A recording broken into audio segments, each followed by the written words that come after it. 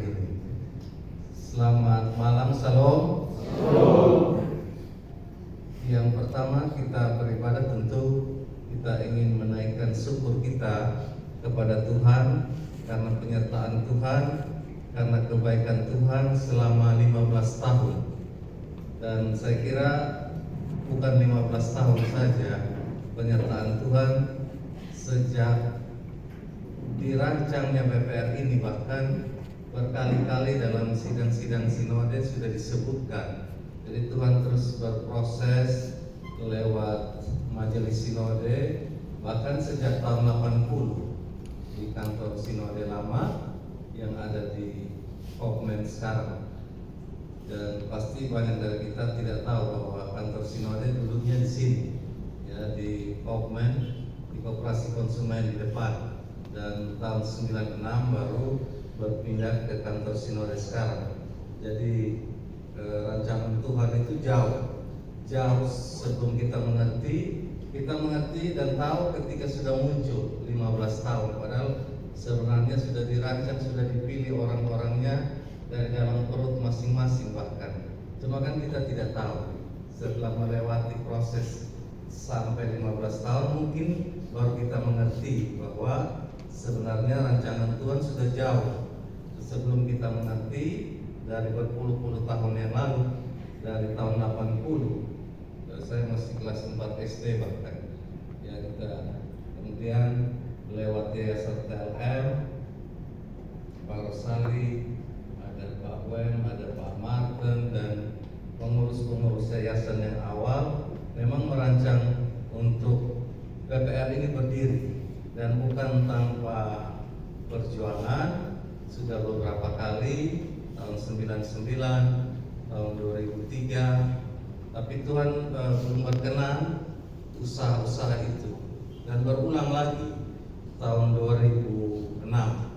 Dan tahun 2006 berulang, satu saat saya masih wakil pimpinan cabang di Artagraha ke salah satu nasabah, yaitu Yayasan TLM, dan bertemu Pak Rosali. Kemudian berceritalah Pak Rosali bahwa akan ke Australia waktu itu tahun depan, bulan, kalau tidak salah bukan tahun depan, bulan depan, kalau tidak salah bulan November tahun 2005, untuk cari dana dalam rangka pendirian dari BPR TLM. Dan kemudian berceritalah, minta tolong saya cari orangnya, kira-kira siapa. Makanya kita cari orang untuk mendirikan BPR ini. Cari tidak dapat. Dan suatu saat setelah Pak Rosali lagi, saya ingat persis ada di Australia, SMS saya bahwa itu sudah bulan Desember mungkin, ya, saya lupa, Januari apa Desember 2006, bahwa setelah makan siang ini harus ada nama orang yang dikasih masuk, dan orang itu harus bisa mengurus sampai gunting pita. Saya ingat istilahnya, sampai gunting pita, artinya sampai operasional. Dan karena tidak ada orang lagi, akhirnya saya juga memang sedang belajar bikin bank, karena bermimpi bikin bank. Sudah kasih masuklah nama saya kasih CV di Ibu Oni, Ibu Sesli, kirimlah CV ke Australia, biar habis makan siang sudah ada orang. Pikiran saya waktu itu, yang penting dapat uangnya dulu 5 miliar, kemudian nanti baru cari orang lagi.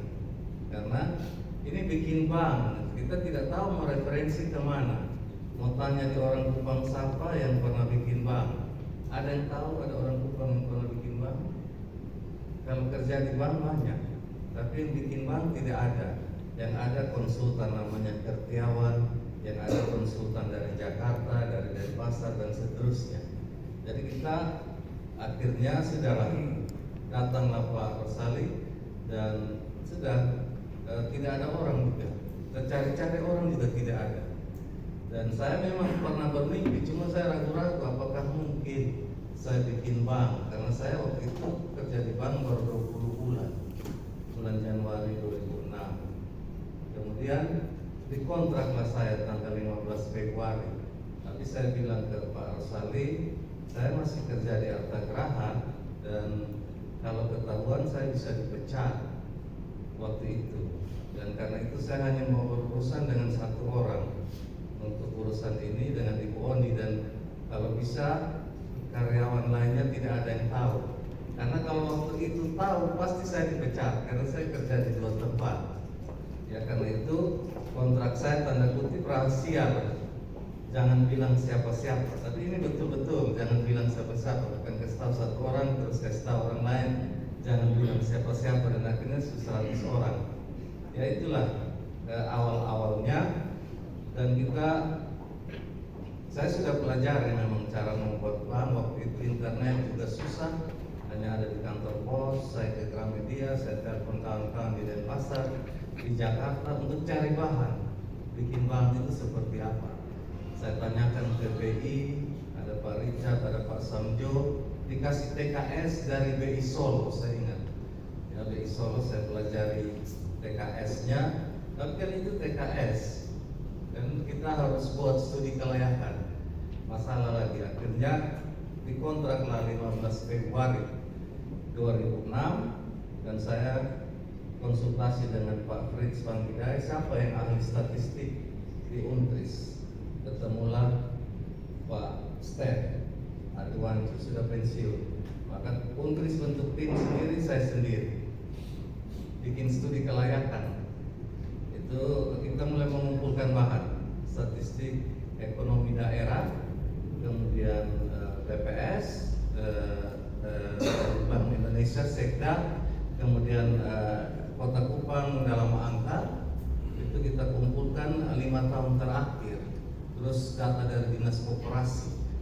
Ini semua jadi bahan untuk kita membuat studi kelayakan, yaitu analisa demografi. Dan kita berjanji kepada pengurus bahwa 15 Mei 2006 akan presentasi di hadapan pengurus, 14 orang saat itu. Dan memang pergumulannya panjang, dan saya kira sebagian kita tahu.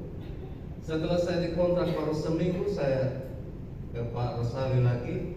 Pak Rosali bilang, waduh, beta ini kena marah dari pengurus karena kontrak beta. Kenapa? Karena pengalaman seperti tema Alkitab minggu yang lalu, Lukas 5 ayat 1 sampai 11. Manusia mengukur orang lain itu biasanya dari pengalaman, dari harta dan kuasa. Dia lupa bahwa pengalaman, harta dan kuasa itu bukan ukuran pokok. Tuhan bisa membawa kita berjalan melewati batas kalau kita taat, namanya mujizat. Dan itu terjadi, berulang-ulang terjadi sebagai pembuktian bahwa memang saya yang dipilih oleh Tuhan untuk membuat bank ini. Dan setiap proses pergumulan itu saya selalu ke OEBA, ke Sumur Tedens, berdoa dengan Pak Pitmela. Saya bilang, ya kita seringkali hidup ini tidak adil. Kita hanya pergi berdoa kalau susah saja, tapi kalau senang lupa. Tapi saya lihat muka-muka di sini, Kak Erlin, Ibu Delso, siapa lagi, Kak Nina, tidak ya, susah dan senang tetap hadir. Ya ini agak pedih sedikit biar jangan mengantuk. Ya jadi saya selalu bergumul, selalu berdoa. Tadi Norma bilang bahwa relasi pribadi dengan Tuhan itu berpengaruh terhadap kehidupan kita, termasuk dengan lembaga. Dan setiap bulan saya pasti pergi berdoa untuk lembaga ini, dan saya berharap teman-teman juga berdoa sehingga banyak hal yang saya tahu sebelum terjadi. Dan saya sampaikan ke teman-teman, ini akan begini-begini. Jadi kita BPR ini memang didirikan dengan desain ilahi, dengan mujizat-mujizat, dan itu sudah ditulis ketika ulang tahun ke-25 2019 oleh Bapak Pendeta Eben. Ada kesaksian di situ, sudah lengkap kesaksiannya Pak Eben di situ. Dan memang saya harus ulang-ulang terus bahwa supaya ada rasa memiliki, karena menanamkan nilai akar itu sangat sulit ketika kita tidak pernah punya pengalaman, tidak melewati proses. Akibatnya pilek sedikit sudah tidak masuk kantor. Kalau saya beda, Saya yakin sekali di kantor ini yang paling jarang sakit saya, yang datang awal saya, yang cuti paling sedikit juga saya, karena 15 tahun baru cuti 2 kali. Ya, jadi kalau saya bicara saya yakin karena saya memang melakukan. Saya bilang ke ada staf baru masuk 2 tahun, cuti 3 kali. Atau sakit-sakit pelese-pelese, karena memang pengalaman berbeda. Jadi bagaimana menanamkan, membuat akar itu kuat ketika kita tidak mengalami, itu sulit. Anak-anak kita tentu kita tidak bisa bilang bapak dulu jalan kaki 700 meter dari Kemuning sampai Gereja Paulus, karena sekarang ada motor, ada Grab dan seterusnya. Jadi menanamkan nilai ketika kita punya sesuatu itu, membuat akar kuat itu sulit. Ya sulit. Karena itu memang harus dicari cara. Ya, Pak Is mungkin jalan kaki, anaknya tidak bisa bilang jalan kaki lagi. Orang tua saya guling drum, ambil air di air obat sini. Tapi zaman sekarang tinggal telepon, kan begitu. Jadi kuncinya bagaimana menanamkan nilai sehingga punya nilai juang, punya daya tahan dan daya juang dengan kondisi fasilitas yang ada itu lebih sulit. Kalau tidak ada pilihan memang hanya jalan kaki, pasti kita kuat. Kita bisa jalan kaki dari Taru sampai Webab atau sebaliknya, ya kan? Tapi kalau kita punya sesuatu itu kadang membuat daya juang kita kurang, sehingga akar kita lemah. Itu tadi ditunjukkan tadi, sakit sedikit biasanya di kantor. Kalau si A sakit, satu kerja sampai malam, saya hafal. Minggu depan B yang di sebelah sakit. Kenapa kok betul kerja sampai malam? Ya karena ya dulu naik tidak ya. Satu sakit besok satu. Begitu. Jadi sakit itu seperti virus. Nah itu karena memang pengalaman kita berbeda. Jadi saya cari cara bagaimana menanamkan nilai di kondisi yang ada. Itu sulit. Dulu pegawai-pegawai PLN gaji 150-200 ribu. Motor second semua. Pak Johan motor tuh kalau start malah bisa mengusir jentik nyamuk malah. Ya betul, ini serius. Pak Johan kaki semua patah start Honda Suzuki GP 80. Suzuki GP betul Pak Johan. Start sampai, tapi sekarang kan beda. Bagian setir bulat dan seterusnya. Jadi memang beda itu. Dulu kalau saya suruh kumpul di kantor, kita mau ke Tua Tuka, mau kemana, semua kumpul di kantor. Tapi sekarang Ibu Depso bilang beta posisi di timur, jadi kalau bisa beta langsung, seakan ada auto. Tapi dulu mereka bisa sampai kantor. Nah itu memang tantangan-tantangan kita ketika ada harta cenderung individu. Dan itu terjadi di tempat kita. Bagaimana kita bisa tetap solid tadi, rapi, tersusun dan diikat menjadi satu, menjadi solid dengan pengalaman yang berbeda, tidak seperti yang saya alami, dengan fasilitas yang ada itu sulit. Dan itu terjadi di PLN. Dulu kita tiap hari sosialisasi dari mulai berdiri Senin sampai Jumat kerja, Sabtu Minggu sosialisasi terus selama 3 tahun, 250 kali lebih kita sosialisasi tiap hari. Dan itu kalau minta kumpul naik bemo sampai tepat waktu, hari Minggu juga. Tapi begitu ada kendaraan malah pergi sendiri-sendiri. Jadi saya juga bingung ini bagaimana menanamkan nilai itu sulit. Ya ketika kita tidak punya pengalaman yang berbeda, kemudian sudah punya harta, bagaimana agar bisa solid, bisa rapi tersusun dan bisa terus bertumbuh, itu memang sulit. Karena itu tugas kita lihat ini anak-anak kita masih kecil, tanam nilai, kemudian lihat contoh, kita kontrol. Dan ini memang bagian paling sulit ketika kita sudah punya sesuatu. Karena cenderung tadi kalau kita punya sesuatu, kita kan sama orang lain, begitu bisa sendiri.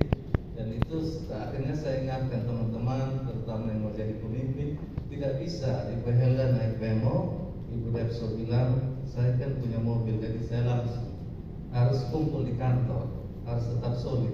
Itu menjaga itu ketika punya harta, punya fasilitas sangat sulit. Ya, dan itu kita terus jaga sampai hari ini. Dan kami bersyukur bahwa dengan ada COVID, akhirnya kita bisa beribadah. maksudnya lebih intim lagi. Jadi ada 3 rayon di sebelah, satu di bawah, dan rayon 1, rayon 2, dan rayon 3. Sehingga kita kalau dari gereja masing-masing mau cari presbiter, cari di BPRTLM, tiap hari beribadah. Semua wajib tugas. Jadi kita mempersiapkan diri, jangan sampai mau doa makan sabun sambaran. Ya, jadi kita semua bertugas. Jadi saya yakin teman-teman, kalau mau ada pencapresan ini, calon presbiter, capres, mau capres, calon presbiter ini pasti kalau tunjuk anak-anak dari TLM, di kaki tetap biasa atau kepala tidak garuk-garuk, karena tiap hari bertugas gantian. Dan ini menolong gereja juga. Ketika pilih presbiter, pilih dari BPRTLM, pasti semua bersedia, karena semua tiap hari tugas, kecuali hari Sabtu tentunya tiap hari beribadah. Kalau ibadah gabungan begini saya tidak bisa kontrol ini ikut ibadah atau tidak. Sedangkan kalau ada 3 rayon ini bisa dikontrol, dan itu kita menambahkan damai supaya bertumbuh sejahtera itu lengkap, damai dan sejahtera. Berulang kali saya bilang sejahtera saja tidak cukup ketika kita mengumpulkan harta dengan motivasi, cara, dan penggunaan yang salah. Malah lebih tetap susah daripada motivasi, cara, dan pemanfaatan salah masuk ke tempat yang kekal neraka. Jadi ini kita tambahkan terus, jadi sebagai bagian dari strategi manajemen risiko sebenarnya mencegah untuk teman-teman bisa kerja karena ada Tuhan, bukan karena ada pimpinan. Dan untuk bertumbuh memang susah. Tahun lalu aset kita 256 miliar, turun 9% dari 276, meskipun labanya meningkat dari 5,7 ke 6,4, tapi asetnya turun. Dan itu memang kita antisipasi. Jadi biar jalan ke surga ini kan sempit, biar kita ramping dan menganggurnya tinggi. Sejak Februari tanggal 1 tahun lalu saya turunkan bunga sehingga menghemat. Dan karena kita punya integritas, kita punya kinerja baik, membentuk reputasi, bunga kita selisih dengan bank umum hari ini hanya 0,25. Bank umum bahkan sudah naik ya Pak ya. Kemarin LPS kasih naik bunga, LPS 6,5. Kita masih jual deposito dengan 4%. Tapi tidak banyak nasabah juga yang keluar karena rasa aman. Reputasi itu datang dari integritas, prestasi, membentuk reputasi, dan akhirnya nasabah merasa aman. Jadi tidak banyak dana yang keluar. Ya, saya secara pribadi juga diserang-serang pun tidak ada dana yang keluar. Bahkan tahun lalu kita tambah pegawai 12 orang. Ya, jadi kita tetap kuat, diuji. Jadi bukan hanya omongan, tapi reputasi kita diuji. Bunga kita murah. Sekarang sama dengan bank umum. Bank umum 375, kemarin naik 0,25 basis point atau 0,25, pasti bank umum akan naikkan ke bunga 4. Dan bunga kita juga 4. Sehingga kita bisa tahun lalu jual kredit hanya dengan bunga 7%. Nah, proses-proses sampai itu tentu lihat proses tadi, lihat ibadah, konsistensi, dan seterusnya. Sehingga kita bisa, saya yakin kita bisa bertumbuh, kita bisa bertolak lagi ke tempat yang lebih dalam, tapi bawa pukat, bukan hanya bertolak, tidak bawa pukat nanti makan angin. Jadi itu tahun ini saya yakin kita pasti bisa bertumbuh. Tantangan tetap ada di SDM tadi, di teknologi sedang kita lakukan uji coba Human Resources Information System atau sistem informasi pegawai, kita sedang coba. Minggu depan kita rapat untuk memperbaiki standar level pelayanan, itu kita siapkan juga. Jadi proses IT digitalisasi itu kita lakukan. Tantangan terberat memang di modal kita 32 miliar, tanggal 3 nanti kita tambah 2 miliar menjadi 34. Kita tidak bisa memang lolos dari aturan, 2024 modal BPR existing itu minimal 6 miliar, kita sudah punya 34. Kita harusnya 50 baru bisa buka cabang. Ya, dan itu kita butuh waktu, butuh 16 miliar lagi baru bisa buka cabang. Bukan tidak ada yang mau beli BPR TLM, tapi kita tetap menjaga agar BPR TLM ini tetap milik Yayasan TLM 88%. Persoalannya di situ. Kalau hanya mau beli tambah 16 miliar hanya butuh waktu 1 minggu, terlalu lama. Banyak orang yang mau investasi di BPR TLM, tapi karena menjaga sejarah kepemilikan visi misi, sehingga ya kita tadi kasih urus badan dulu menanti para pengurus ini bisa kembali solid, kemudian bisa tambah modal. Soalnya di situ bukan tidak ada kepercayaan dari orang membeli saham TLM, bukan, tapi menjaga sejarah, visi misi dan seterusnya. Kalau hitungan bisnis murni saja ya hanya tambah 16 M, tadi saya bilang 1 minggu terlalu lama. 1 minggu terlalu lama. Banyak yang mau beli, mau investasi ke sini karena kita sudah punya reputasi. Hanya cari 16 M saya kira 1 minggu lama. Dan itu kita bisa buka cabang sampai 40 cabang, bahkan sampai NTB. Jadi tapi ya ini kita menjaga keseimbangan, menjaga sejarah. Tapi sampai kapan kita bisa jaga ini tantangannya? Karena dengan posisi modal ini paling kita berkembang sampai ya sekitar 385 miliar. Itu juga titik kritis. Ketika sampai di situ harus tambah modal. Dan apakah memang Yayasan TLM harus tetap memiliki 88 atau berkurang? Kurangi sampai berapa persen, tapi tetap mayoritas. Dan itu PR bagi kita karena tanpa ekspansi kita tidak bisa bertumbuh. Di Kupang ada 80 lembaga jasa keuangan, BPR ada 7, bank lainnya dan ada 23. Ini ada 30 bank di Kupang, belum koperasi. Dan pasarnya jenuh, hanya bisa bertumbuh kalau kita ekspansi. Ya, satu kantor cabang saja bisa untung 1,1 sampai 1,3 miliar. Kalau 5 kantor sudah bisa sampai 6 miliar laba. Dan itu hanya bisa kalau ekspansi. Kita tidak bisa intensifikasi pendalaman pasar, tidak bisa. Hanya bisa kalau ekspansi buka cabang, dan itu butuh modal. Jadi pilar SDM sudah, teknologi, kemudian modal. Dan modal butuh 50 miliar untuk buka cabang. Ini terkendala karena ini memiliki 88. Kalau mau kurang berapa? Supaya bisa tambah 16 miliar. Kalau dari luar semua masuk 16 miliar, maka saham TLM sisa 41%, tidak mayoritas lagi. Itu persoalannya di situ. Ya, karena itu kita berdoa supaya sidang disapu, nanti kita bawa lagi ke sinode seperti tahun 2017, minta Gemit masuk sebagai pemegang saham. Itu jalan keluar satu-satunya dan paling aman, paling menguntungkan. Tahun 2017 tanggal 7 Februari kita sudah coba dari 45 klasis, baru 2 klasis saja yang mau. Mudah-mudahan tahun depan kita maju lagi dan dari sinode berkenan untuk jadi pemegang saham.